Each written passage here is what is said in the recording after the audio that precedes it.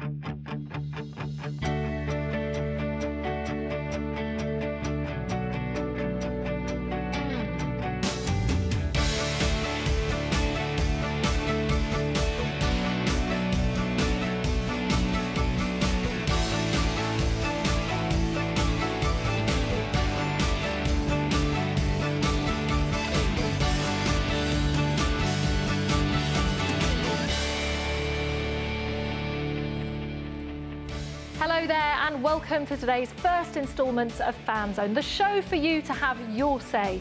We're coming to you live from our studios here in London, but the big talking point for today sends us up north. Manchester United fans, you're currently fourth with 10 games to go, but just 5 points separate you from 7th place Southampton. Can your manager steer you to a top four finish? Now, Monday's FA Cup exit to Arsenal means that for the first time since 1989, United will have gone 2 seasons without winning any silverware. So, our question of the day is this: do you have faith in Louis van Gaal? As always, get in touch with us with anything you want to discuss. There's plenty to talk about, including, of course, Chelsea's second leg meeting with PSG later on in the last 16 of the Champions League. And who better to discuss this with us than Julien Laurens, the French football expert. Welcome, Julien. Thank you. Now, I know you're desperate to talk about PSG, and we will get on to that, I promise. But we always start with our question of the day, and I wonder if you think, do you have faith in Louis van Gaal, or do the fans have right to have faith in him?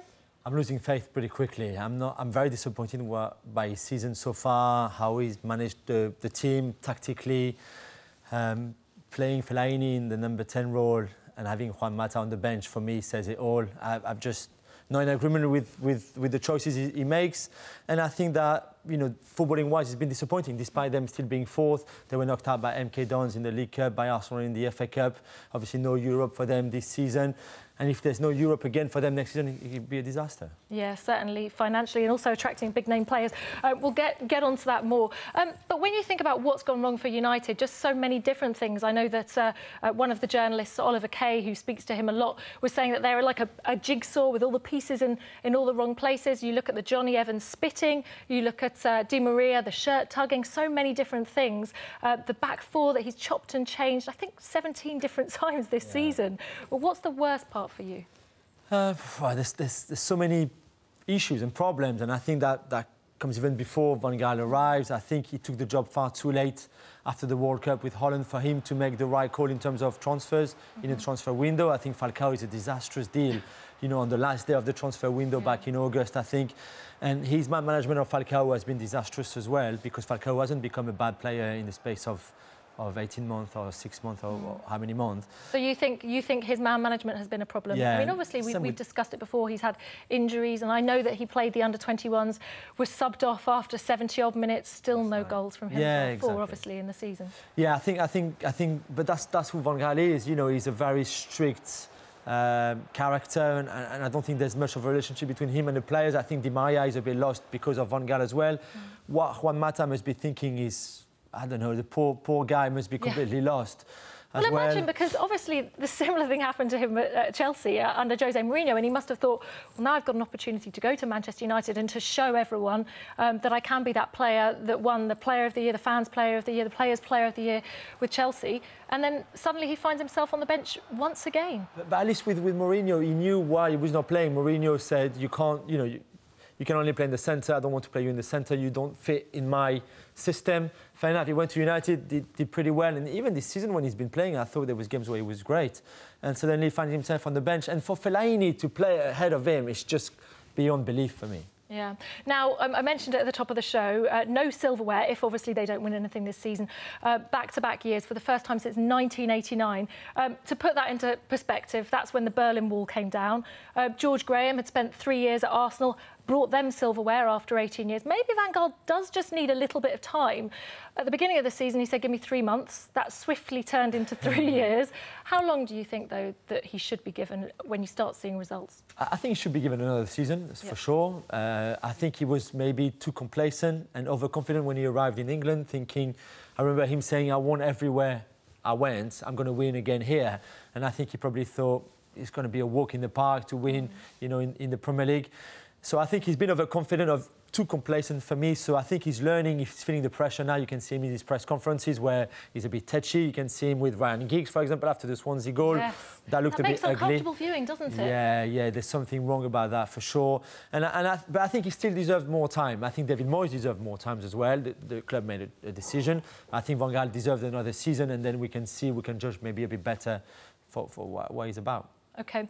So much to talk about. And if you're a Manchester United fan, you might want to get in touch with us. In fact, it doesn't matter if you don't support Manchester United. We'd love to hear your views on Louis van Gaal, whether you have faith in him. We'll go straight to our first caller. We've got Jean from Jamaica, who is a Manchester United fan and joins us on Skype. Welcome along to Fanzone, Jean. How are you? Yeah, I'm doing well.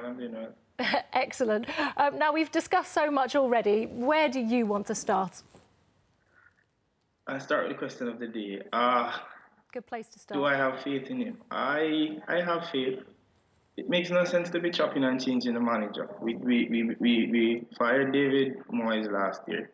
If Louis van Gaal doesn't get top four, which I think he will, but if he doesn't, it doesn't make any sense to fire a coach season after season. Even if Carlo Ancelotti becomes available or one of these top coaches, it doesn't make sense to be chopping and changing. Sir Alex gained his consistency and his success building teams and getting his formula together and this philosophy that Van Gaal has. He needs time with it.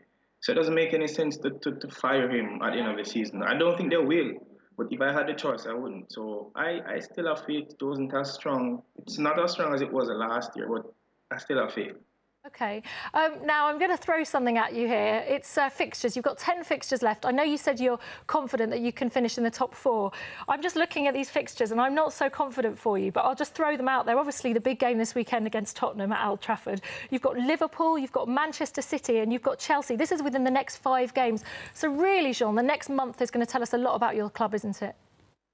It sure will, but if there's a glimmer of hope and if there is anything to go by, we played all these teams last year. And we got good success, or pretty relative success.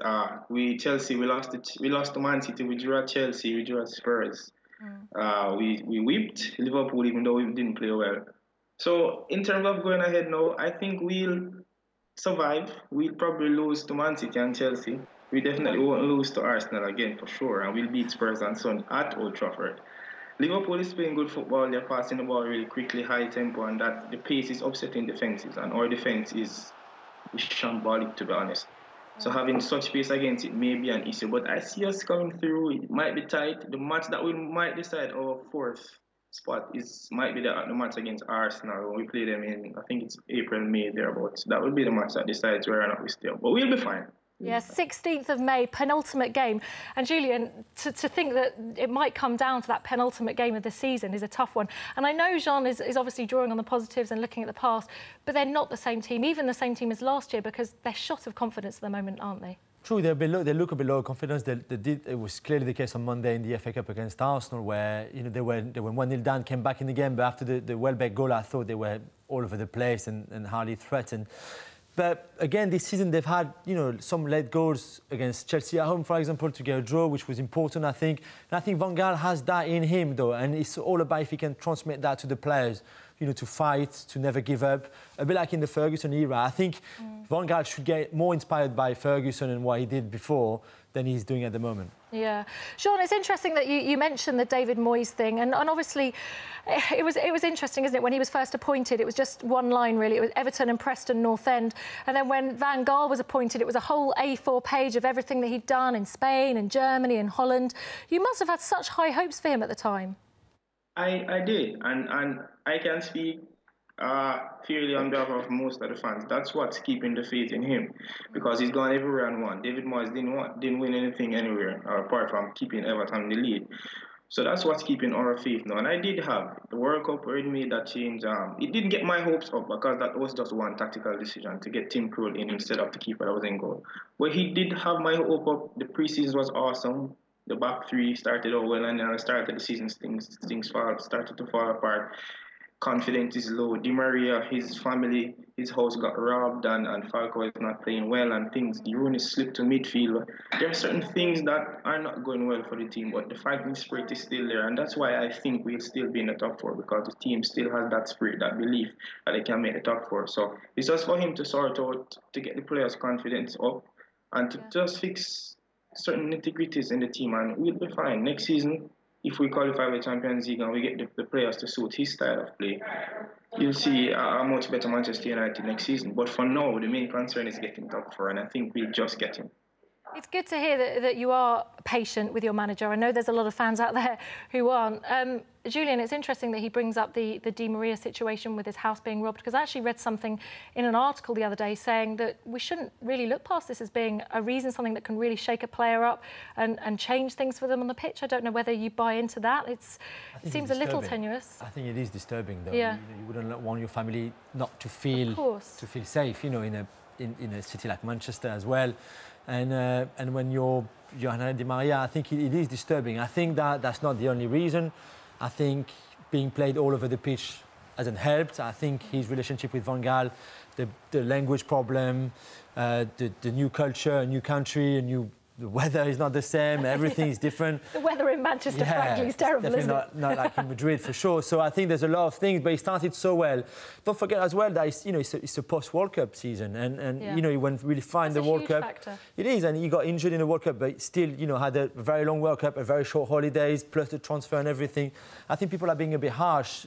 You know, someone who has 9 assists, for example, in the season, only in the league, can't have been, you know, that bad. So I think he deserves people to get off his back a little bit. Yeah. Jean, just before we let you go, we were talking just before the show started about the future of Manchester United. If you do give Van Gaal more years, how many of those players you actually can see that will be in the Manchester United squad in the coming years? I don't know who you see there. I mean, obviously, David De Gea, there's been talk of him going to Real Madrid. Some of the young players, perhaps Luke Shaw, you see a future for him. But, you know, players like Wayne Rooney, who are getting a little older, sort of going through the team, who can you see sort of staying there for the next, you know, for the next few years? From the team that started on Sunday, I don't see De Gea there. It pains my heart to say this. It's really sad, but I think he'll go. He's just one of those players that you think will be going to Real Madrid. I think Johnny Evans will be going this summer as well, and I think between Phil Jones and Chris Smalling will be going as well. I like Rafael as a player, but clearly Louis van Gaal doesn't like him. He uses both legs and he can't get in the team. Wayne Rooney is 18, but he'll still stay. Carrick will probably get another year. Young will stay. One person for sure needs to go. He has lost it. He has lost space, and his confidence is going. And I keep Falco for another season as long as we can get him at a cut price. So apart from those players, I don't see anybody else leaving. We have a good academy coming up, so we have young players coming through. It's just for us to give them a chance. But I don't really see a lot of players leaving, except those that I mentioned earlier. Yeah, OK. Just a quick question, Julien. Rafael or Valencia for you?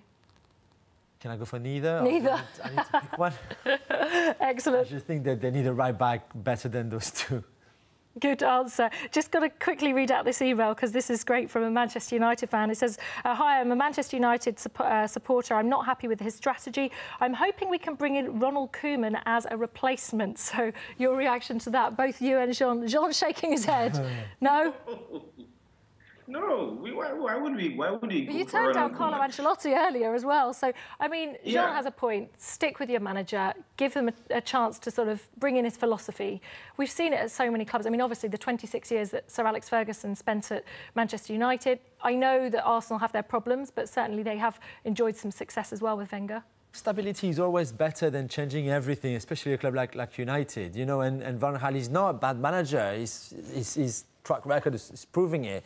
He just needed a bit more time, I think, to adapt, to get things right, to get the right players he wants for his system, maybe to change a little bit as well his way to do it. And let's see next season when he has a proper pre-season, the whole time to plan everything and see how he does. Yeah, OK, fantastic. Julien, thanks very much. And Jean as well, thank you very much for your comments. It's always lovely to speak to you. We're going to take a very quick break. I've got lots of more emails that I will read after the break, but do get in touch with us, particularly if you're a Chelsea fan and you'd like to discuss the game with PSG tonight. Julien is a PSG fan and has lots on that club, so we'll see you in a few minutes.